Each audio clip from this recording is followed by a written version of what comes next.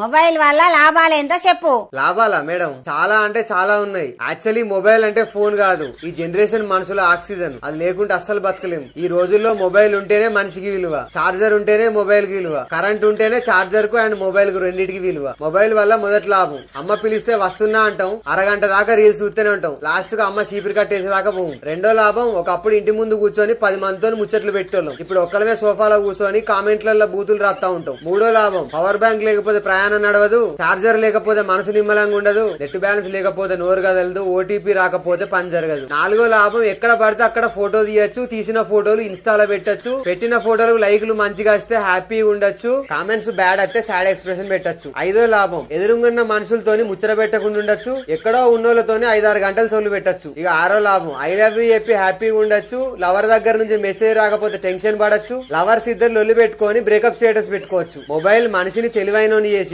Reels time మర్చిపోయేలా చేశాయి, charger మనిషిని plug దగ్గరికి వెళ్లేలా చేసింది, నోటిఫికేషన్ మనిషి నిద్ర లేకుండా చేసింది. ఒక్క ఫోన్ ఛార్జింగ్ అయిపోయిన టైంలో మాత్రమే జీవితం విలువేంటో అర్థమవుతుంది. అయినా అవన్నీ పక్కకు పెడితే ఫోన్ ఒత్తి ఒత్తి మా చేతులు నొచ్చినా, అందులో వీడియోలు చూసి చూసి మా కళ్ళకు అద్దాలు వచ్చినా, మేము ఫోన్ చూసి రాపం, మేము ఫోన్ లేకపోతే ఉండం పండం తినం, మా ఇంట్లో ఎక్కువ ఫోన్ చూసే మంచోని నేనే.